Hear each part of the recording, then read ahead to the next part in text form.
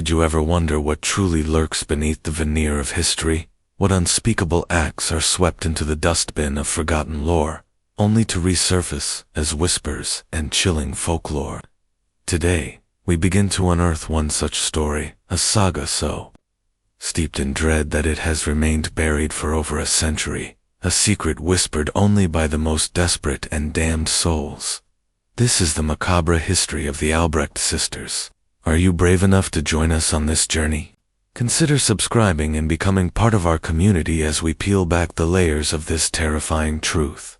The chill that permeated the abandoned Northwood Asylum was not merely the damp, late autumn air of 1998. It was the icy breath of history, a palpable weight pressing down on every decaying brick and shattered pane. Dr. Elias Thorne, his breath misting in the frigid corridors, felt it acutely.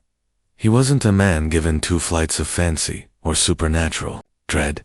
His world was one of meticulous research, forgotten archives, and the stark, often brutal, realities of human suffering as documented in dusty medical texts.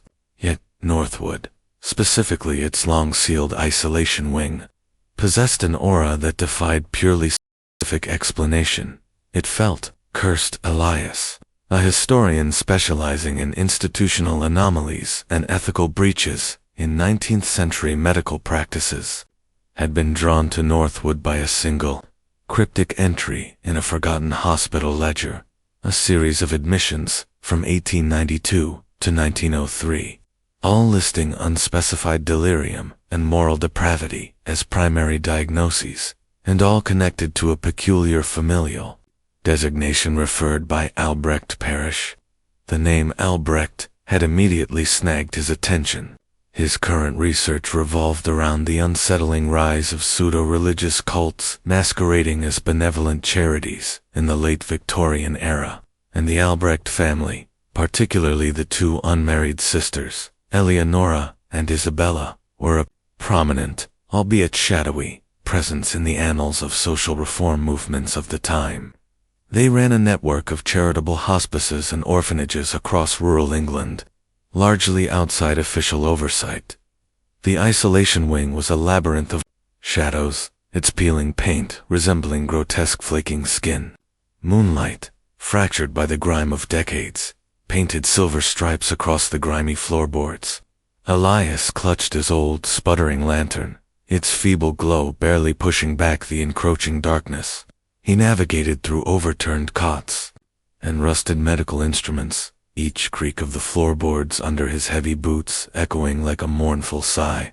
The air grew heavier, thick with the scent of decay and something else, a faint, metallic tang that Elias, a veteran of old hospitals, recognized as dried blood, albeit ancient. He finally reached room 17, the last entry in the ledger, before the isolation wing was abruptly sealed off in 1904, and the entire asylum's operations mysteriously ceased shortly thereafter, only to reopen years later under new management and a new, sanitized name. The door, unlike others he'd passed, was not merely ajar or rotted through. It was thick oak, reinforced with iron bands, and had been bolted shut from the outside, the heavy iron bar still in place. There were deep gouges in the wood around the frame, as if something, or someone, had desperately tried to break free from within. Elias unfastened the rusted bar with a grunt, the metallic screech ripping through the silence. The door, resisting at first, groaned open with a mournful shriek, revealing a room swallowed by an even deeper gloom. The air was colder here, carrying a distinct, cloying sweetness that was sickeningly familiar to Elias from his work on forgotten crime scenes. Formaldehyde, but mixed with it, something else, a faint, almost imperceptible floral scent, like dried roses. His lantern beam cut through the darkness, illuminating a sparse, chilling scene. There was no cot, no standard medical equipment. Instead, a single, rusted iron chair stood bolted to the center of the stone floor, its leather restraints long since rotted away, leaving only brittle fragments clinging to the metal. On the wall opposite the chair, faint, almost invisible in the dim light, were crude etchings. Elias moved closer, holding the lantern higher. They were not words, but symbols, geometric shapes, intertwining lines, and what looked disturbingly like distorted human figures, their limbs twisted into unnatural positions. They pulsed with a disturbing energy, a silent testament to unimaginable torment. Then he saw it. Tucked into a crevice in the crumbling wall, behind the iron chair, was a small leather-bound journal.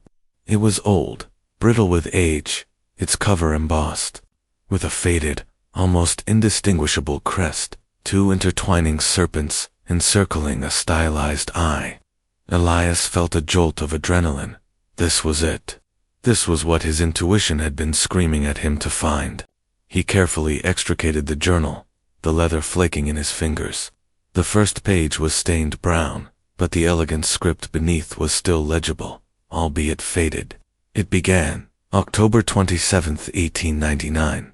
The serpents embrace titans. Our daughters, of the devil, Eleonora and Isabella, have delivered another lamb to the altar of their twisted faith. The new patient from Albrecht parish arrived today, a young woman named Clara. Her eyes, filled with an unsettling innocence, yet marked by a desperate fear. The sisters believe she possesses the divine spark, a conduit for their darkest rituals. I fear for her soul, and for my own sanity in this place of unspeakable horrors. Elias's blood ran cold.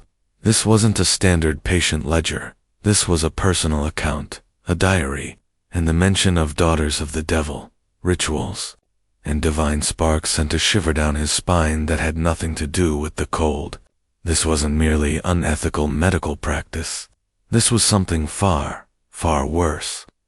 He flipped to the next page, his fingers trembling slightly.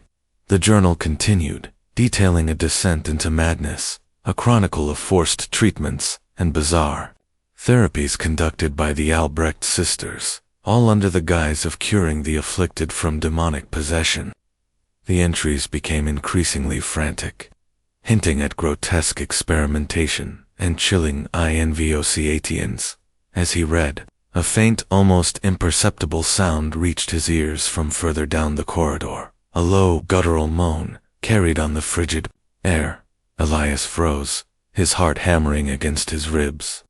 He was alone in an abandoned asylum, miles from the nearest town. He told himself, it was just the wind, the old building settling, but the sound had been too distinctly human, too filled with anguish. He strained his ears, but it didn't come again. He dismissed it, attributing it to the growing tension and the chilling content of the journal. He had to focus. The journal held the key. He continued to read, the words painting a horrifying picture. November 5, 1899. Clara's resistance wanes. The sisters' purification rites grow more extreme. They speak of harvesting the spirit, of drawing forth the demon through arcane methods. The screams, I can no longer bear them. Dr. Finch, God rest his soul, was a fool to involve himself with these women, even if he believed their promises of medical breakthroughs. He, too, is now gone. Dr. Finch. Elias knew that name. Dr. Alastair Finch was a respected, if somewhat eccentric, Victorian surgeon who had mysteriously vanished in 1900, his disappearance never solved. The official police report simply stated he left his London practice without a trace. Could he have been involved with the Albrecht sisters and met his end here? The thought sent another wave of unease through him. The journal was more than just a diary. It was a confession, a horrifying chronicle of a medical professional trapped within a nightmare, documenting the atrocities perpetrated by the very women he had, perhaps, initially trusted. Elias looked up from the journal, his eyes scanning the horrifying etchings on the wall again, now seeing them with new, terrified clarity. They weren't just random symbols. They were anatomical diagrams, distorted and twisted, illustrating gruesome procedures. Below one particularly disturbing image, he noticed a faint, dried stain on the stone floor. Directly beneath where the chair was positioned, it was dark, almost black, and permeated the very stone. He knelt, touching it hesitantly. It was utterly dry, but undeniably, irrevocably, blood. Not ancient blood from a long-gone medical procedure, but something more significant, more ceremonial. This room, the silence that followed the metallic clang was, indeed, more terrifying than the sound itself, pregnant with an unseen presence. Elias stood frozen in room 17, the aged journal clutched tightly in his hand, its pages a fragile bridge to a century of horrors. Every fiber of his being screamed at him to flee, to abandon this macabre discovery, and return to the safety of his meticulously organized archives. Yet, the historian in him, the relentless seeker of truth, was gripped by an irresistible, almost morbid, curiosity. What untold suffering had these walls witnessed? What twisted ideology had driven the Albrecht sisters to such depravity? He forced himself to breathe, slow and steady, straining his ears against the oppressive quiet. The sound didn't repeat. Perhaps it was just the building, finally succumbing to the ravages of time and the elements. Or perhaps it was something far more insidious, a ghostly echo of the past, awakened by his intrusion. The rational part of his mind, the one grounded in scientific inquiry, fought against the rising tide of primal fear. He needed to document this. He needed to understand. With a determined resolve that belied the tremor in his hands, Elias flipped to the next entry in the journal. The cramped, elegant script continued its descent into the abyss. November 12, 1899. The cure for Clara's possession nears its climax. Eleonora, with her chilling calm, supervises the final preparations. Isabella, ever the fervent one, speaks of channeling the serpent's wisdom through Clara's purified vessel. God forgive me for my complicity. I was drawn by the promise of knowledge, of understanding the human psyche's deepest corners. But this is not science. It is an abomination. The symbols on the wall, they are not merely decorative. They are part of their procedure. Finch, in his misguided fascination, transcribed some of them before he vanished. He believed they held the key to unlocking dormant psychic abilities. He was a fool, as am I. Elias's gaze flickered to the wall. Etchings again. Anatomical diagrams twisted into occult symbols. Psychic abilities. This shifted the nature of the sisters' evil from mere religious fanaticism to something even more disturbing. A blend of pseudoscience and dark ritual. A perverse quest for power masquerading as spiritual enlightenment. Dr. Finch's involvement now made a horrifying kind of sense. He hadn't just disappeared. He had likely been consumed by the very darkness he sought to understand, or perhaps exploit. The thought sent a fresh wave of nausea through Elias. He continued reading, the journal's entries becoming more fragmented, more desperate, reflecting the diarist's deteriorating mental state. November 20th, 1899. Clara is gone. The sisters claimed the demon was expelled, that her soul ascended. But I saw what they did. The blood, so much blood. The sweet scent of the formaldehyde cannot mask the stench of death. They used the electrum device, powered by the storm outside, to draw out the essence. A lie. It was murder. Ritualistic, cold-blooded murder. I must escape this place, but they watch me. They know I know. Electrum device. Storm Elias's mind raced. He knew that electrum, an alloy of gold and silver, was associated with ancient magical practices and often used in early electrical experiments due to its conductivity. Was this a grotesque marriage of nascent electrical science with arcane ritual? The idea was both terrifying and fascinating. It painted a picture of the Albrecht sisters as not merely zealots, but cunning, intelligent manipulators, exploiting the fringes of scientific understanding for their own dark ends. A faint scratching sound, like brittle claws dragging across stone, echoed from the corridor outside room 17. Elias's head snapped up. This was closer, too close. His heart hammered against his ribs like a trapped bird. He backed away from the wall, instinctively pressing himself against the far corner of the room, away from the open door. His eyes darted to the entrance, his lantern casting long, dancing shadows that seemed to writhe and contort with every flicker. Was it a rat? A large one, perhaps, or was it something else? He gripped the journal tighter, his knuckles white. He had to finish reading, to understand who the diarist was, to piece together the full horror. He forced his eyes back to the page. The final entries were almost illegible, scrawled in a frantic hand, the ink smudged as if by tears or frantic movements. December 1st, 1899. They know. They are coming for me. The serpent's embrace. It consumes all. Finch was not the first. There have been others. So many others. From Albrecht Parish, from the orphanages, the sisters. They are, truly, the daughters of the devil. They feed on the innocent. I hear their chanting now.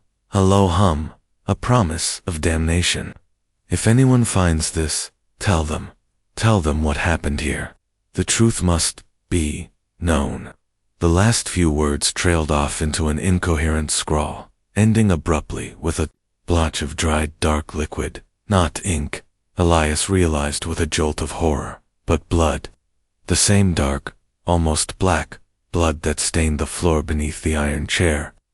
The diarist had not escaped. This journal was their final testament, written in the shadow of their own impending demise. Elias's mind reeled. The diarist was clearly an insider, perhaps a doctor or an assistant who had become embroiled in the Albrecht Sisters' grim enterprise, and they had been silenced, just like Dr. Finch. The chilling revelation that there had been so many others, from Albrecht Parish, from the orphanages, sent a wave of icy dread through him. The sisters' network of charitable institutions wasn't just a front, it was a hunting ground. They were systematically preying on the vulnerable, luring them into their depraved rituals. The depth of their evil stretched far beyond the confines of Northwood Asylum. Suddenly, a distinct thud echoed from the corridor, closer this time, followed by a faint dragging sound. Elias gasped, his breath catching in his throat. It wasn't rats. It was heavy, deliberate, and undeniably moving towards room 17. He instinctively extinguished his lantern, plunging the room into absolute darkness. He pressed himself further into the corner, his heart a frantic drumbeat in his ears. The darkness was suffocating, yet offered a perverse sense of concealment. He could hear it now, distinctly. A slow, rhythmic scrape, like something heavy being dragged along the floor, accompanied by a low, guttural murmur. It was coming from just outside the door. He held his breath, every muscle tensed, his eyes straining in the impenetrable blackness. The air grew colder, and with it, that cloying, sweet floral scent intensified, overlaid now with something else, a faint, almost metallic temps. He could feel an inexplicable pressure, a palpable sense of malevolence pressing in on him. This was not the chill of an old building. It was the chill of pure, unadulterated evil. The scraping stopped. He heard a soft creak just outside the door, as if someone was slowly, cautiously, peering into the pitch-black room. He couldn't see anything, but he felt an invisible gaze pierce the darkness, fixing on his hiding spot. His rational mind screamed for an explanation, but all he felt was raw, animalistic terror. The very air around him seemed to crackle with an ancient, dark energy. He was trapped in the lair of ghosts, and something had just entered the room, drawn by the journal he still held. What terrifying secret had he disturbed in the forgotten depths of Northwood Asylum, and what unspeakable entity now sought to claim it back? The sensation of being watched in the minutes stretched into an eternity. Elias didn't dare move, didn't dare breathe too loudly.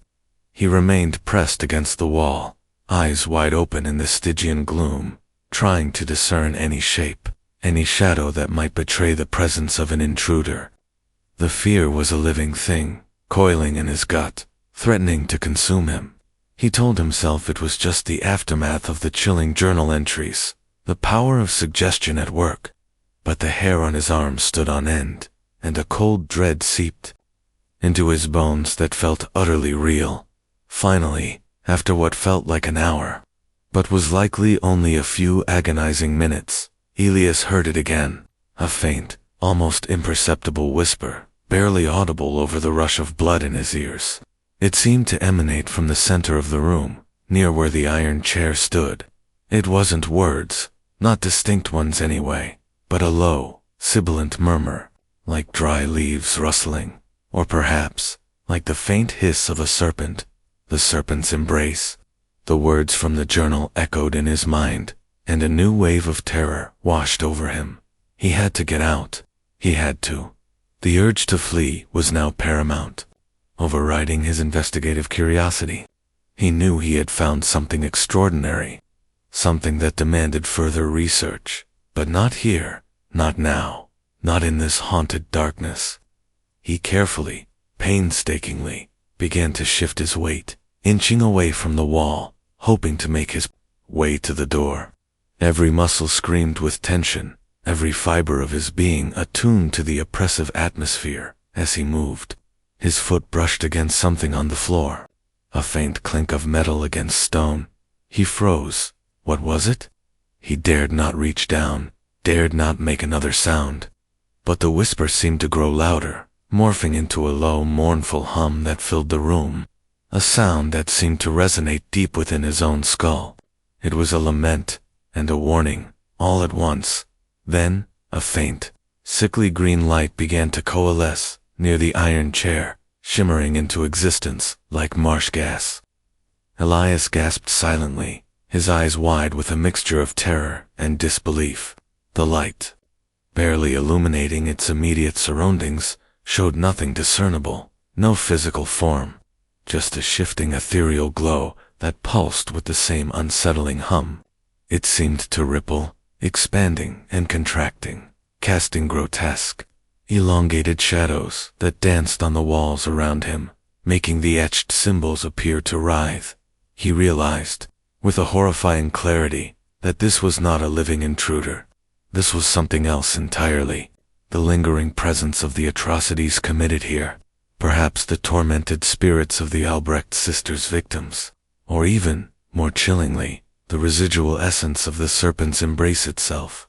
The air in the room grew intensely cold, causing his teeth to chatter uncontrollably, and he could see his breath fogging in the frigid air, even indoors.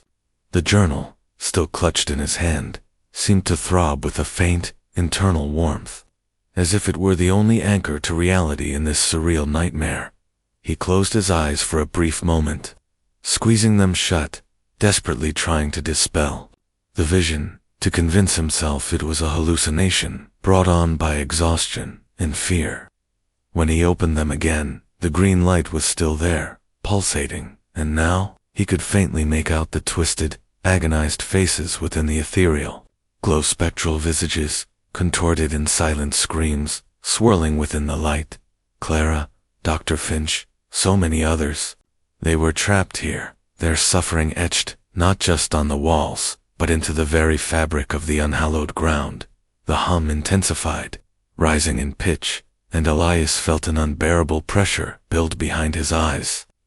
It was a psychic assault, a wave of pain and despair washing over him, the accumulated torment of decades. He stumbled backward, his back hitting the cold stone wall with a thud. The sound seemed to break the spell, as the green light flickered violently, then winked out, plunging the room back into absolute darkness. The hum ceased abruptly, leaving a ringing silence that was almost as deafening as the noise. Elias stood there, trembling, trying to regain his composure. The silence felt different now, not entirely empty, but thrumming with a residual energy. He fumbled for his lantern, his fingers clumsy with fear. He flicked the switch, and with a sputter, the feeble beam returned, casting a comforting, if limited, circle of light around him. He swept the beam across the room. Nothing. The iron chair stood empty, the walls silent, the air still thick with the strange, sweet scent. Had it all been a hallucination? A trick of the mind? He desperately wanted to believe so, but then his gaze fell to the floor, directly where his foot had brushed against something. There, in the faint circle of light, lay a small, tarnished, silver locket. It was intricately carved with delicate, intertwining vines. But the craftsmanship was marred by age and what looked like dried, dark streaks. He knelt, his hand shaking as he picked it up. It felt impossibly cold. He thumbed the clasp open. Inside, nestled beneath a clouded piece of glass, was a miniature portrait of a young woman with wide, innocent eyes and a frightened expression. Her face was heart-wrenchingly familiar. It was Clara, the same patient from Albrecht parish, whose torment and demise were so vividly described in the journal. The locket was not in the journal, not mentioned anywhere. It was a physical, undeniable object, proof that what he had just witnessed, the spectral manifestation, was not a hallucination. It was real. The victims were here. Their echoes lingered. Elias clutched the locket, his mind reeling. The implications were staggering. The Northwood Asylum, particularly this isolation wing, was not just a historical site of unethical practices. It was a mausoleum of forgotten victims, their spirits perhaps bound to this place. And the Albrecht sisters, the daughters of the devil, were not merely figures of historical curiosity. They were perpetrators of an evil so profound it had left an indelible stain on reality itself. He had found his truth, but it was far more terrifying than he could have ever imagined. The macabre history of the Albrecht sisters was not just a story, it was a living, breathing horror. He had to leave, but he also knew, with a chilling certainty, that he couldn't simply walk away. The locket, Clara's locket, demanded justice. And the lingering chill in the room, the faint, sweet scent, seemed to promise that the sisters' darkness was not as buried as history suggested. What secrets still lay hidden, waiting to ensnare the next curious mind? Elias stumbled out of the Northwood Asylum, the first rays of dawn painting the sky in hues of bruised purple and gray, a fitting backdrop to the grim revelations he now carried. The locket, Clara's locket, felt like a lead weight in his pocket, a tangible anchor to the terrifying spectral encounter. He drove away from the desolate asylum grounds. The image of the green, swirling light and the agonized faces burned into his mind. He wasn't just a historian anymore. He was a reluctant witness to the paranormal, a carrier of forgotten sorrows. His first stop was a small, dusty cafe in the nearest town, where he ordered a scalding cup of tea, hoping its warmth would chase away the persistent chill in his bones. He spread the Albrecht journal on the worn wooden table, the pages still emanating a faint, unidentifiable scent that made his stomach churn. He needed to reread it, to scrutinize every word, every scratch, for clues, for any detail he might have missed in his initial terror.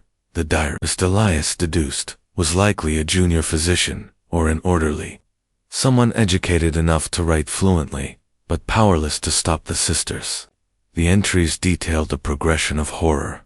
Patients, mostly young women and children, arriving from Albrecht parish and various orphanages run by the sisters. They were diagnosed with vague ailments like melancholia, hysteria, or spiritual malaise. But the journal quickly revealed the true nature of their treatment, a systematic stripping of their will, followed by increasingly gruesome purification rituals aimed at extracting what the sisters called the divine spark, or expelling the demonic influence. The recurring mention of Albrecht parish was crucial. It suggested a geographical nexus for the sisters' operations, a place where their influence was deeply entrenched, allowing them to procure their victims with alarming ease. The drive to Albrecht parish was long, taking him deeper into the English countryside, through rolling hills and sleepy villages that seemed untouched by time. The landscape was idyllic, almost deceptively so, given the dark purpose of his journey. As he approached the parish, the atmosphere subtly shifted. The villages grew sparser, the trees thicker, and an unspoken quiet seemed to settle over the land. Albrecht parish itself was small, centered around a crumbling stone church with a leaning spire and a handful of ancient cottages huddled together. There was no bustling high street, no modern amenities. It felt, to Elias, like a place forgotten by the modern world, still clinging to the shadows of its past. The air was heavy, not just with dampness, but with an indefinable sense of melancholy. He found the old church first. Its graveyard, overgrown with ivy and ancient yew trees, seemed to sag under the weight of centuries. Many of the gravestones were illegible, worn smooth by time and weather. Elias walked among them, searching for any trace of the Albrecht name. It wasn't long before he found it, a large, imposing mausoleum, strangely out of place amidst the modest headstones. Its stone was darker, newer than the surrounding graves, yet still looked ancient, as if it had absorbed the very gloom of the earth. Carved above its heavy, rusted iron door was a crest identical to the one on the journal, two intertwining serpents encircling a stylized eye. The serpent's embrace, he murmured, the words from the journal echoing in his mind. This was the Albrecht family mausoleum, the final resting place of their ancestors, and perhaps a symbol of their dark lineage. The irony was not lost on him. These women, who had tormented and killed, had been granted a grand, almost reverent, resting place, or had they? There were no specific names or dates of death for Eleonora or Isabella Albrecht on the mausoleum itself, merely the family crest. It was as if they had simply vanished from the face of the earth, leaving only their chilling legacy behind. He made his way to the parish records office, a small, drafty room attached to the church vestry, presided over by an elderly, stoic woman named Mrs. Gable. She eyed him with a mixture of suspicion and resignation as he explained. His historical research, Albrecht, you say? Aye, a powerful family, once. Built most of this parish, they did. But gone now, all gone, she said, her voice raspy, like dry leaves. Elias pressed her gently for information on Eleonora and Isabella. Mrs. Gable's eyes seemed to glaze over slightly, a shadow passing across her face. The sisters. They were particular, very devout, very involved with the sick. Ran the hospice of benevolence just outside the village. A good work, they said, but a strange air about them, always dressed in black, even in summer, and never married, mind you. Too dedicated to their calling, they claimed. She paused, then lowered her voice. Some folks said they had a way of influencing people, a look that could chill you to the bone. He asked about the disappearance of patients, the strange illnesses, Dr. Finch. Mrs. Gable shook her head. No, never heard of any disappearances. The hospice took in the desperate, the ones no one else would help. Sometimes they didn't recover, that's all. It was a time of much illness, you see, and Dr. Finch, he was a city man. Came here for a spell, then went back, so we heard. Never really fit in. Her denial was too quick, too emphatic. Elias sensed a deep-seated fear, a collective amnesia, perhaps even a conspiracy of silence, shrouding the truth. He spent the rest of the day poring over the parish records, births, deaths, marriages. He found entries for the Albrecht family stretching back centuries, a lineage of wealth and influence. But the records for the late 19th and early 20th centuries were frustratingly vague regarding the sisters themselves.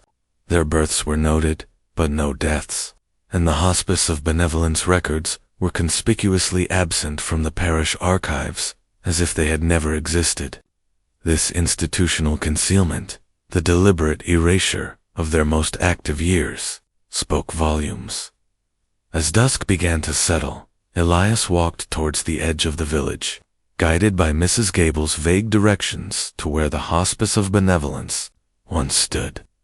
The path grew narrower, winding through dense woods. The air grew colder, and the silence was absolute, broken only by the crunch of his boots on fallen leaves. He felt a growing sense of unease, a familiar prickling on the back of his neck. This was unhallowed ground, the source of so much pain and suffering. He emerged from the trees into a clearing. Before him stood not a hospice, but a skeletal ruin. The stone walls, crumbling and choked with ivy, were all that remained of the once grand building. The roof had long since collapsed, leaving gaping holes open to the sky like vacant eyesores.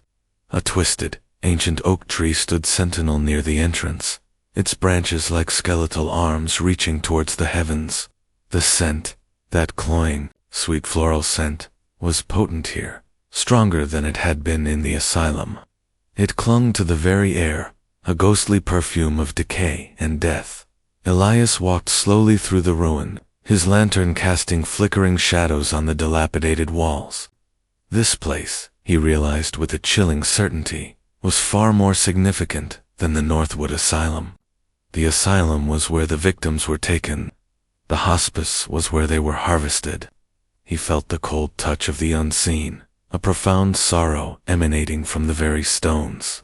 He found remnants of old foundations, what looked like a collapsed, and then, in what might have been a cellar, a perfectly preserved, ornate iron gate, still standing despite the surrounding devastation.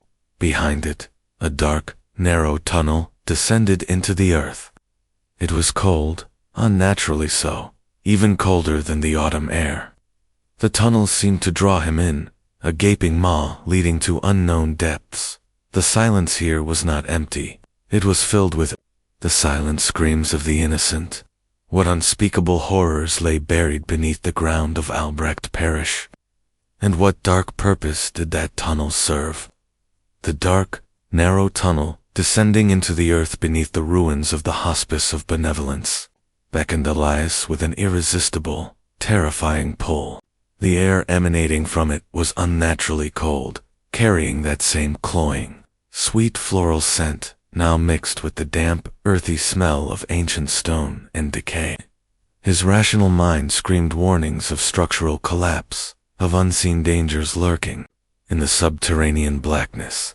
Yet, the images from the journal, the spectral visions in Northwood, and the raw injustice of Clara's locket burned within him. He had to know what lay beneath this unhallowed ground. He retrieved his sturdy, battery-powered headlamp from his bag, a more reliable light source than his sputtering lantern, and switched it on. The powerful beam cut through the gloom, revealing a rough-hewn passage, its walls dripping with moisture. The iron gate, surprisingly intact, seemed to stand as a grim sentinel, a final barrier between the living and the forgotten dead. With a grunt, Elias pushed the gate open. It yielded with a groan of rusted metal. He descended cautiously, one slow step at a time, his boots crunching on loose gravel and debris. The temperature plummeted with every step, and the air grew thick, heavy, as if the very atmosphere itself was compressed by the weight of the earth and the secrets it held. The hum, that same low, mournful vibration he had felt in room 17 of Northwood, was faintly present here, too, a chilling soundtrack to his descent. The tunnel twisted and turned, leading him deeper into the earth's embrace. It was clearly man-made, not a natural cave, and the rough-hewn on the walls of this chamber, unlike the crude etchings in Northwood, were elaborate, painted murals. Elias shone his light on them, his stomach churning. They depicted grotesque scenes, figures with elongated limbs, twisted into unnatural positions, surrounded by swirling serpentine motifs. Some images showed ethereal energies being drawn from human forms, while others depicted masked figures performing ritualistic acts. The faces of the victims in the murals were caricatures of agony, their eyes wide with terror. It was a chilling visual manifesto of the Albrecht Sisters' twisted beliefs, their serpent's embrace doctrine brought to life in horrifying detail. The symbolism was unmistakable. This was where the harvesting of spirits took place, where the divine spark was supposedly extracted. As Elias surveyed the chilling scene, his headlamp beam caught something else. Tucked away in a dark recess of the chamber, Almost completely obscured by shadows was a pile of skeletal remains, not entire skeletons, but fragments, ribs, vertebrae, femurs, mixed with tattered remnants of cloth. A mass grave, crudely hidden. A shudder ran through Elias. So many others. The journal's words echoed in his mind, confirming the scale of the atrocities. The sisters had not simply vanished their victims. They had disposed of them here, beneath their charitable facade. Suddenly, a faint, rhythmic pulsing sound began to emanate from the ground beneath his feet. It was a low thrum, deep and resonant, as if the very earth itself was alive and breathing. The air in the chamber grew heavy, charged with an inexplicable energy, and the sweet floral scent intensified, becoming almost suffocating. Elias felt a profound sense of foreboding. This was no mere residual haunting. This was something active, something alive. He instinctively backed away from the table, his eyes darting around the chamber. The pulsing grew stronger, vibrating through the stone floor, making his teeth hum. He looked down, and to his horror, noticed a faint green luminescence beginning to seep from the cracks in the stone floor beneath the central table, mirroring the spectral light he had seen in room 17. The light expanded, spreading like a viscous liquid, and the twisted, anguished faces he had witnessed before began to coalesce within the ethereal glow, swirling and contorting in silent agony. This was not a memory. It was a manifestation. The agony of the victims, perhaps even their trapped spirits, were rising from this desecrated ground. The sound of whispering began, a cacophony of sibilant voices, overlapping and indistinct, yet filled with an unbearable sorrow and rage. It seemed to come from all around him, from the very walls themselves. Elias clapped his hands over his ears, but the sound seemed to penetrate directly into his mind, overwhelming his senses. He felt lightheaded, nauseous. This was a psychic scream, a chorus of tormented souls. Then, through the swirling green light and the horrifying whispers, a new sound emerged, chilling him to the bone. A low guttural chanting, melodic yet utterly malevolent, rising above the chorus of tormented whispers. It was distinct, clear, and utterly alien, and it sounded like it was coming from deeper within the labyrinth, from another, more concealed chamber beyond this one. The serpent's embrace. The sisters' rituals were not just a thing of the past. The lingering energy here, the act of chanting, suggested something far more sinister, that their influence, their evil, was not entirely dead, perhaps merely dormant, waiting to be reawakened. What unholy rite was being echoed, or even performed, in the depths of this forgotten place? And what terrors would Elias confront if he dared to follow the sound into the deepest abyss of the Albrecht legacy? The malevolent chanting, low and guttural, resonated from deeper within the subterranean labyrinth, drawing Elias forward despite every fiber of his being screaming in protest. The chorus of tormented whispers had faded, replaced by this singular, ominous sound that vibrated through the very stone beneath his feet. It was a sound that defied logic, a relic of a forgotten past, somehow echoing in the present. He adjusted his headlamp, its beam cutting a shaky path through the oppressive gloom, and forced himself to move, one terrified step after another, deeper into the darkness. The circular chamber, with its horrifying murals and mass grave, slowly receded behind him as he found another narrow passage, almost concealed by a rock wall. This tunnel was even rougher than the last, barely wide enough for him to squeeze through in places. The air grew heavier, thick with dust and the cloying, sweet scent that was now inextricably linked in his mind with death and the Albrecht sisters. The chanting grew louder, more distinct, as he pressed on. It wasn't in any language Elias recognized, but its cadence was undeniably ritualistic, a rhythmic ebb and flow that seemed to pull at the very fabric of his sanity. He could discern multiple voices now, a low, resonant drone punctuated by sharper, higher-pitched intonations. It was chillingly methodical, purposeful. Finally, The tunnel opened into another, even larger chamber. Elias paused at the entrance, his breath catching in his throat. This chamber was different from the others. It was meticulously carved, the walls smooth, almost polished, despite the dampness. In the center, bathed in a faint, pulsing green light that seemed to emanate from within the stone itself, stood a massive, unworked stone altar.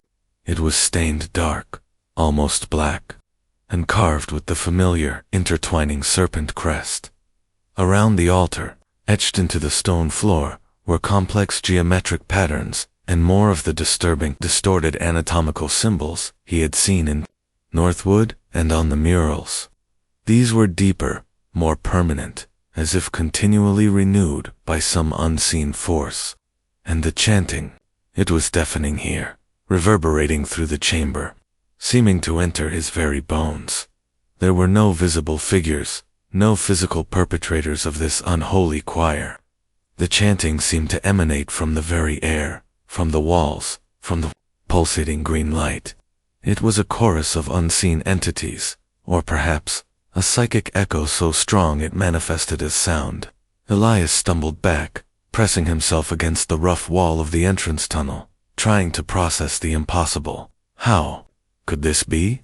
The Albrecht sisters had been dead for over a century. Their operations supposedly ceased as he stood there, overwhelmed. He noticed something else within the green light around the altar. Not individual faces this time, but shifting, swirling forms, coalescing and dissolving like smoke. And then, two distinct, towering figures began to emerge from the chaotic swirl. Their forms undefined, yet undeniably humanoid. They were tall, gaunt, and seemed to be composed of pure shadow, outlined by the sickly green glow. Their movements were slow, deliberate, a chilling pantomime of ritualistic gestures. Elias felt a cold dread clamp down on his heart. He knew, with an awful certainty, who these spectral figures were. Eleonora and Isabella Albrecht, the daughters of the devil. Their presence here, their dark essence, still lingered, perhaps even bound to this place by the sheer weight of their atrocities and the power of their twisted rituals. This was their inner sanctum, the heart of their darkness, where their most heinous acts were likely performed. He watched, mesmerized by the horrifying spectacle, as the two shadowy forms reached out towards the altar. The chanting intensified, rising to a fever pitch, and the green light around the altar pulsed violently, threatening to engulf the entire chamber.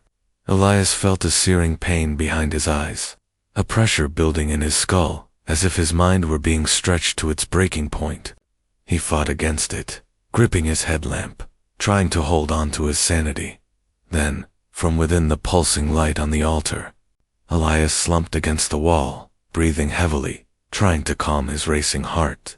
He had just witnessed a spectral reenactment of the sisters' unholy rituals. It was not just history. It was a haunting, a living echo of their depravity. This place was not just a burial ground for their victims. It was a prison for their tormented souls, and a conduit for the lingering malevolence of the Albrecht sisters themselves. Their evil was not confined to dusty ledgers. It was still potent, still active, simmering beneath the earth. He looked around the chamber, his eyes now seeing it not as a relic, but as a place of active, dark power. The silence was heavy, but it was not empty. It throbbed with a residual energy, a profound sense of defilement. He had to expose this. He had to bring the truth of the Albrecht sisters' reign of terror into the light, not just for the sake of historical accuracy, but for the countless forgotten victims whose screams still echoed in this unholy space. The macabre history wasn't just in the past. It was a threat, a dark energy that lingered, waiting to be unleashed again. What was the true nature of the power the Albrecht sisters had wielded? And how could Elias, a mere historian, hope to combat such an ancient, insidious evil? The spectral reenactment of the Albrecht sisters' ritual, the chilling vision of their shadowy forms feeding on ethereal essence, had shattered Ilias's remaining scientific detachment. He was no longer merely observing history. He was immersed in it, a horrified participant in a truth far stranger and more terrifying than any theory. The subterranean chamber, now devoid of the green luminescence and the malevolent chanting, still vibrated with a profound, unsettling energy. The air was thick with the lingering scent of decay and that cloying sweetness, now deeply intertwined with the memory of the spectral agony he had witnessed. He knew, with absolute certainty, that he couldn't leave this place without further answers. The journal, Clara's locket, and now this horrifying revelation of an active, lingering malevolence demanded more than just academic curiosity. They demanded justice, or at the very least, understanding. But how did one combat an evil that transcended the physical realm, an evil that seemed to defy time itself? Elias, slowly, cautiously, approached the stone altar. It was cold to the touch, rough and unforgiving, yet he felt a strange, almost magnetic pull from its surface. He ran, his fingers over the etched serpent crest.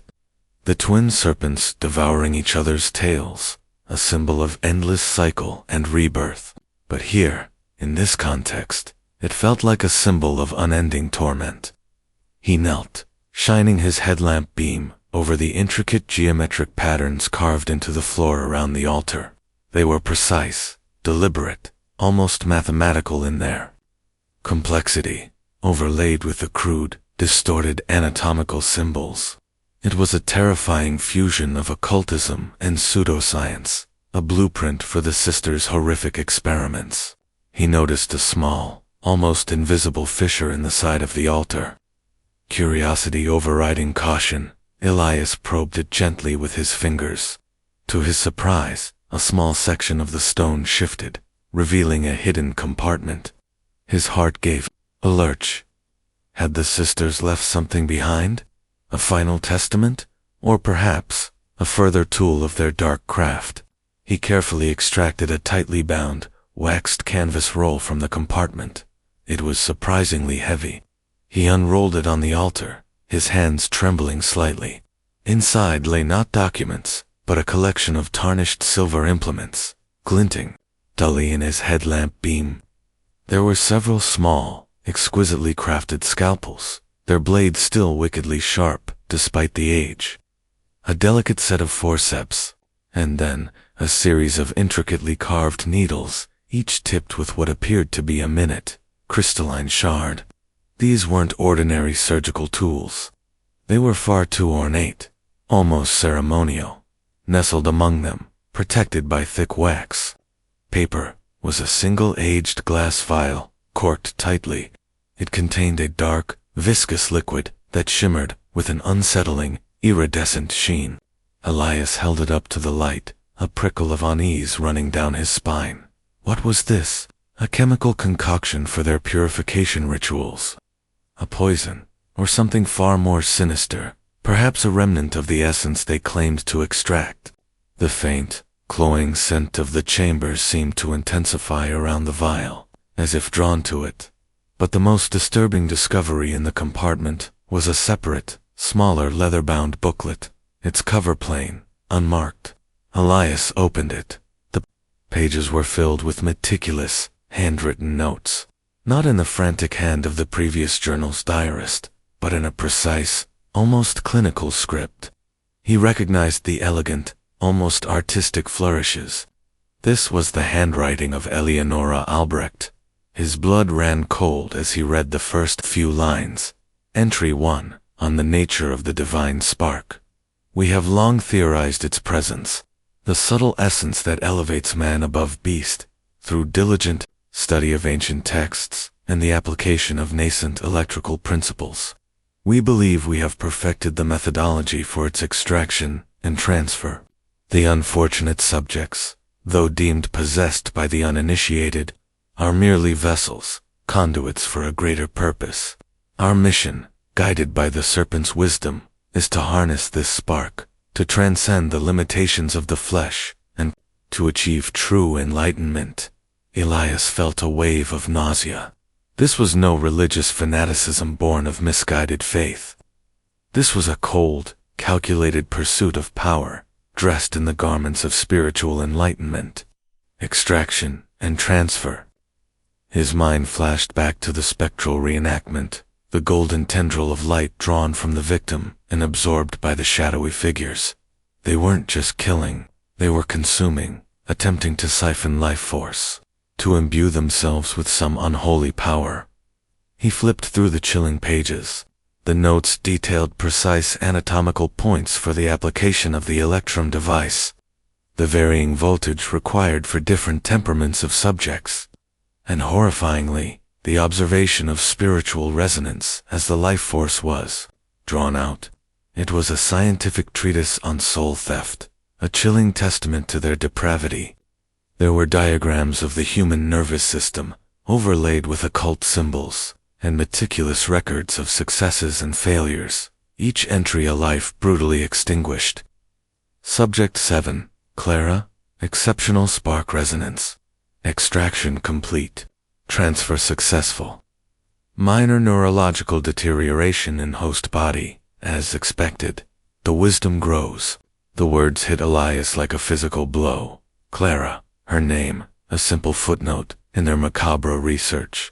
Her locket, a desperate plea for recognition. The host body. What new horror was this? The journal hadn't mentioned the host. He continued to read, his eyes scanning for any clue to this new, terrifying revelation. And then he found it, a section titled, On the Vessels of Transference. The extracted spark requires a suitable vessel for long-term integration. A strong, stable constitution is paramount. Our current preferred method involves direct transference into our own familial line, thus ensuring the purity and perpetuation of the Albrecht legacy. The younger, weaker siblings, those predisposed to illness or lacking intellectual vigor, have proven to be the most receptive, a necessary sacrifice for the greater ascent. Elias dropped the booklet, a guttural cry escaping his lips. The sudden, inexplicable gust of wind and the extinguishing of his headlamp plunged Elias into an oppressive darkness that felt heavier, more suffocating than any he had experienced before. It was a darkness alive with the implications of Albrecht's chilling notes. A darkness where the line between historical research and active malevolence blurred terrifyingly. He scrambled for his headlamp, his fingers fumbling in the absolute blackness, his heart hammering against his ribs. The metallic temps in the air grew stronger, a subtle acridness that he now associated with the sisters' vile rituals. When the beam finally flickered back to life, casting its hesitant circle of light, Elias wasted no time. He snatched the small, plain leather booklet, Eleonora's notes, from the altar, stuffing it along with the silver instruments and the unsettling vial into his bag. He had to get out. He had to process this monumental, horrifying discovery in the safety of daylight. Away from the suffocating presence of this unhallowed ground, he retraced his steps, his pace quickening despite the treacherous terrain. The passages seemed longer, the air thicker, as if the labyrinth itself resisted his departure, unwilling to release its secrets. He didn't look back at the ritual chamber, didn't dare to risk another encounter with the spectral echoes, or, worse, the lingering essence of the sisters. The chilling implication that their spark might live on within their descendants haunted him, transforming the historical figures into a potential modern-day threat, emerging from the depths of the earth. He gasped in the crisp, cool night air. The moon, a sliver of silver, cast long, distorted shadows through the skeletal ruins of the hospice. The quiet of Albrecht Parish, once quaint, now felt sinister, a veneer over centuries of hidden depravity. He hurried back to his car, his mind racing, piecing together the fragments of the puzzle. The Hospice of Benevolence as a hunting ground, Northwood Asylum as a processing facility, the journal, a desperate, eyewitness account, Clara's locket, a poignant relic of a stolen life, and now Eleonora's notes, outlining a systematic, pseudoscientific method of spiritual vampirism, designed to perpetuate their lineage with stolen life force. The Albrecht sisters were not merely murderers or religious fanatics. They were architects of a horrifying, generational evil. He drove away from Albrecht Parish as dawn approached, leaving the desolate ruins behind, but the chill of the underground chambers clung to him. He knew he couldn't go home, not yet. He needed a place to think, to organize his thoughts, to plan his next move. His university office in London was the only sanctuary he knew, a place where he could surround himself with the tangible evidence of history, even as he grappled with a truth that defied conventional historical inquiry. Back in his office, surrounded by stacks of books and research papers, Elias spread out his findings. The 2 journals, Clara's locket, the silver implements, and the vial. He cross-referenced names, dates, and locations. The network of charitable institutions run by the Albrecht family was more extensive than he had initially realized. Stretching across several rural counties, each location, he surmised, was likely another node in their horrifying operation. He focused on the vessels of transference section in Eleonora's notes. Our current preferred method involves direct transference into our own familial line.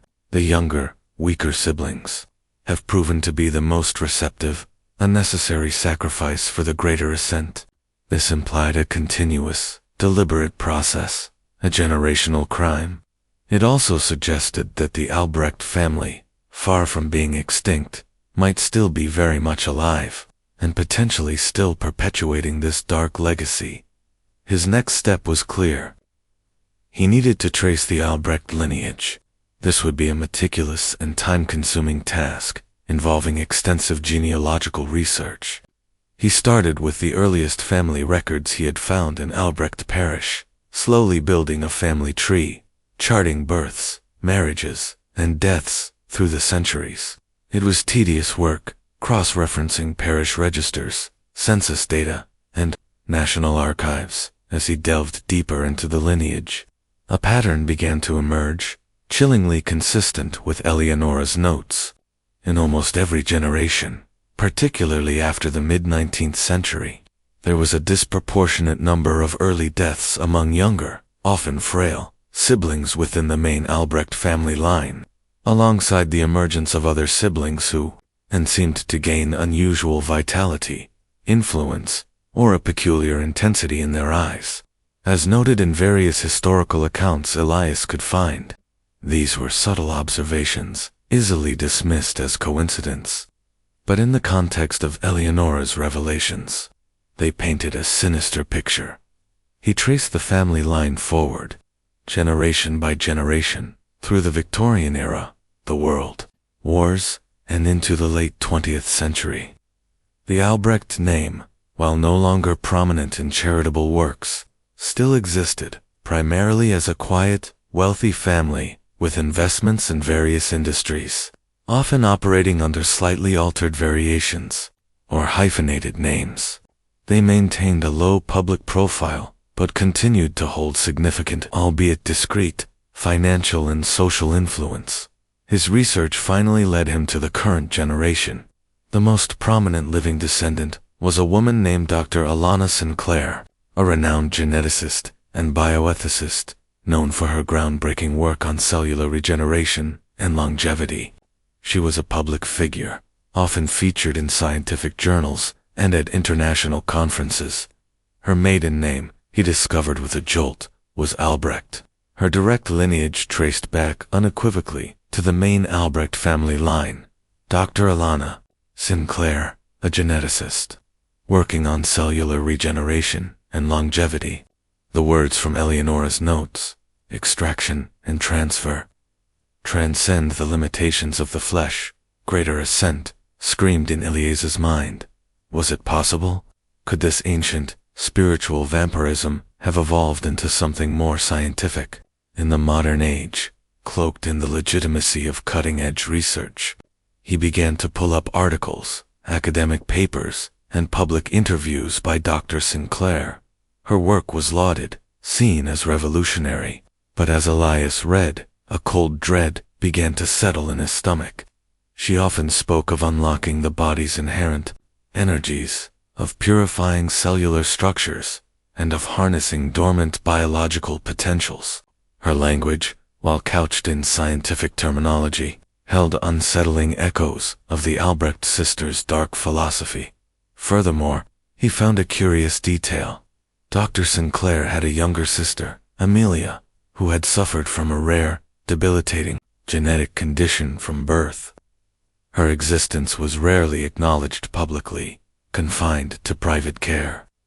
Recent reports, however, stated that Amelia's condition had mysteriously worsened, and she was now in a critical, comatose state, despite Dr. Sinclair's renowned medical expertise. And, simultaneously, Dr. Sinclair herself had undergone a remarkable surge in her research, publishing a series of breakthroughs that baffled the scientific community with their sudden, rapid progression. The pieces clicked into place with horrifying clarity. Amelia, the younger, weaker sibling. The vessel for transfer. Dr. Alana Sinclair, the host, the one gaining vitality and intellectual vigor. The ancient evil of the Albrecht sisters had not died. It had merely adapted, evolving from ritualistic soul theft to what might be a sophisticated, bioscientific form of spiritual and biological parasitism. The parallels were undeniable, terrifyingly precise. The focus on energies, purification, dormant potentials, all could be reinterpreted through the lens of the Albrecht sisters' divine spark and serpent's embrace rituals. He even found subtle visual cues. Dr. Sinclair often wore a distinctive antique brooch, a small, intricate piece crafted from silver and gold. Under his magnifying glass, he realized its design subtly incorporated intertwining serpent motifs, almost indistinguishable from the Albrecht crest, a silent, defiant symbol of her heritage. His immediate concern was Amelia, Alana's ailing younger sister. Elias felt a profound sense of urgency. If the historical pattern held true, Amelia was not simply a patient. She was a victim, a vessel being drained for the greater ascent of her sibling. He tried to find information on her care, her current location, but details were sparse, fiercely guarded by the Sinclair family's legal team. She was reportedly in a private, specialized care facility for her unique genetic condition, a modern-day hospice, perhaps. Elias knew he couldn't go to the authorities with his fantastical story of ancient, soul-siphoning rituals and spectral encounters. He would be dismissed as delusional, his career and reputation destroyed. He needed irrefutable, modern evidence that linked Dr. Sinclair directly to the Albrecht atrocities and, more importantly, to the ongoing harm of her sister. His plan began to form. A desperate, dangerous gamble. He needed to get inside, to find concrete proof. But where? Dr. Sinclair's primary research facility was a high-security, state-of-the-art laboratory in a secluded, undisclosed location, funded by a private trust. Access was impossible. However, Dr. Sinclair had another, less publicized, venture. A private, exclusive clinic in a discreet part of London, catering to extremely wealthy, discerning clients seeking regenerative therapies and longevity treatments. It was known for its experimental, cutting-edge, and highly confidential procedures. This, Elias hypothesized, could be a modern iteration of the Albrecht sisters' private hospices, a place where vessels might be discreetly sourced, or where the transferred spark might be refined. He spent days observing the clinic. A sleek, minimalist building tucked away behind high walls and security cameras in a quiet, affluent neighborhood. It was the antithesis of the crumbling Northwood asylum or the ruined hospice, yet a deeper, more chilling connection resonated. The same dark purpose, but cloaked in modern sophistication. One evening, he noticed a specific pattern in the clinic's operations. Late-night deliveries of specialized equipment, often marked biological samples, urgent, and on certain nights, a nondescript armored van would arrive, delivering patients discreetly, often heavily sedated or obscured from view. These patients were likely not the high-profile wealthy clients, but the vulnerable survivors or misguided believers that the Albrecht line had historically preyed upon. Elias needed an inside man, or a way to bypass the security. He remembered a former student, a brilliant but somewhat rebellious young woman named Chloe, who had gone into investigative journalism, specializing in medical ethics and corporate malfeasance. She had a network of contacts, a knack for infiltration, and a healthy skepticism for authority. She was also fiercely protective of the vulnerable. He hesitated, knowing the danger, but he had no other option. This was bigger than him. He arranged a clandestine meeting with Chloe in a quiet, anonymous pub. Over lukewarm beer, he laid out his entire, unbelievable story: the journals, the locket, the spectral encounters, the subterranean labyrinth, and finally, the chilling connection to Dr. Alana Sinclair. He expected disbelief, ridicule. Instead, Chloe listened intently, her expression shifting from skepticism to a focused, almost grim determination. "So, you're telling me," she said, her voice low, "that this esteemed Dr. Sinclair, the darling of the biotech world, is essentially a modern-day witch doctor, draining people's life force to enhance herself and her family." "Not quite a witch, Doctor," Elias corrected. "More like a biospiritual vampire. They believe they're achieving enlightenment, a greater ascent, by siphoning what they call the divine spark from others. It's an ancient generational evil cloaked in modern science." Chloe took a long sip of her beer, her eyes narrowed, and thought, "It sounds insane, Elias, but you've never been one for flights of fancy. And the consistency of the historical records, the missing links, it's compelling. Plus, I've heard whispers about Sinclair's clinic, unexplained patient outcomes, excessively high confidentiality clauses, nothing concrete, but enough to raise an eyebrow." She leaned forward, her voice dropping to a whisper. "What do you need me to do?" Elias unfolded his plan. They would target the London clinic first. Chloe, with her investigative skills, would try to gain access, perhaps pose as a potential high-net-worth client, or leverage her contacts to find an employee disillusioned enough to talk. He would continue his deep dive into the Albrecht family's financial and legal holdings, looking for any paper trail, any hidden anomalies that might betray their true operations. Their immediate goal: to find Amelia, to find proof of the transfer, and to expose the true nature of the Albrecht legacy before more lives were consumed. The danger was immense. They were going up against a powerful, insidious entity that had operated in the shadows for over a century. The Albrecht sisters' evil had not died with them. It had merely transformed, perfected itself, and now threatened to ensnare more innocent lives. As Elias left the pub, the city lights of London seemed to pulse with a new, unsettling energy. He was no longer just a historian. He was a reluctant crusader against an enduring darkness, and the macabre history of the Albrecht sisters was about to collide, violently, with the present. What unknown perils awaited them within the sleek, modern walls of Dr. Sinclair's clinic, the new altar of the Daughters of the Devil? The London rain, a persistent, chilling drizzle, mirrored Elias Thorne's internal turmoil. He had revealed a century-old horror, a generational evil that had morphed from occult ritual to bioscientific vampirism. Chloe's grim determination, despite the inherent madness of his tale, was his only beacon in this overwhelming darkness. He had laid bare the macabre history of the Albrecht sisters, and now, the confrontation with their modern incarnation, Dr. Alana Sinclair, felt terrifyingly imminent.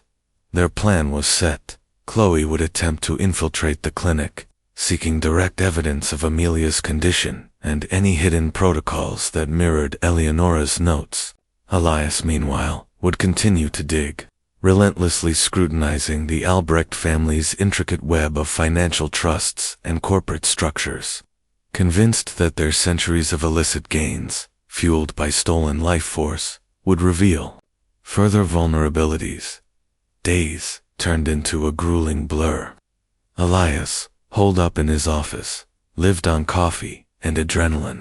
He discovered a pattern of seemingly untraceable funds being channeled into Dr. Sinclair's private research and her exclusive clinic, funneled through layers of offshore accounts and shell corporations. It was meticulously done, but the sheer volume and the unusual source of the capital were red flags to Elias, who now saw everything through the lens of the Albrecht conspiracy. The funds, he suspected, were the material manifestation of their stolen spark, converted into worldly power. Chloe, meanwhile, proved her worth.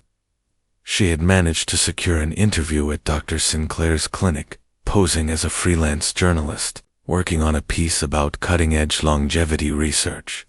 Her initial reports were cautious, relaying the clinic's impeccable facade, its sterile, ultra-modern interior, and the almost cult-like devotion of its staff to Dr. Sinclair. "She's charismatic, Elias," Chloe had texted him late one night. Elias felt a cold rage surge through him. The historical evidence, the spectral encounters, the familial patterns, it all coalesced into this irrefutable, digital proof. The Albrecht Sisters' macabre history wasn't just continuing. It was flourishing, having reached its chilling zenith in the quiet, clinical precision of a modern laboratory. "Chloe," Elias said, his voice firm despite the tremor in his hands. "You have to get out of there now. Download everything you can, then sever the connection. This isn't just research anymore. It's an active crime scene." As Chloe frantically worked to download the incriminating files, Elias felt a familiar prickling sensation on the back of his neck. The air in his office, once a sanctuary, now seemed to grow heavy, imbued with that same cloying, sweet floral scent. The hum, the low resonant vibration he had felt in the asylum and the subterranean chambers, began faintly, gradually, to build. His phone buzzed. It was Chloe. "Elias. They know I'm here. Security's locking down the network. I think she's coming." Her voice was frantic, then abruptly cut off. The hum in Elias's office intensified, vibrating through the floorboards, making the papers on his desk tremble. The scent was overpowering now, a sickeningly sweet perfume of death and ancient power. The lights in his office flickered, then dimmed, plunging the room into a murky twilight. Elias stood, clutching his phone, his eyes scanning the shadows. He was no longer alone. A figure began to coalesce in the corner of his office, emerging from the deepening gloom. Not a spectral echo this time, but a tangible presence. It was a woman, tall and elegant, dressed in dark, expensive clothing. Her features were obscured by the shadows, but Elias recognized the subtle gleam of the serpent brooch on her lapel. Dr. Alana Sinclair. Her eyes, when they finally locked onto his, were not the kind, intelligent eyes of her public persona, but piercing, ancient, and filled with an unnerving, predatory intensity. They held the same chilling depth he had imagined in Eleonora Albrecht. "Dr. Thorne," her voice was a silken whisper, yet it resonated with an undeniable power, filling the room. "You have been busy, unearthing old family secrets, disturbing the peace."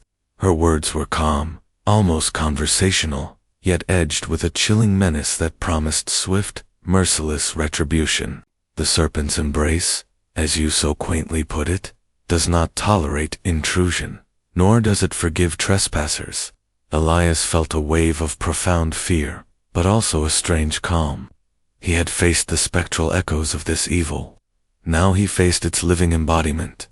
"The truth, Dr. Sinclair," he said, his voice surprisingly steady, "deserves to be known.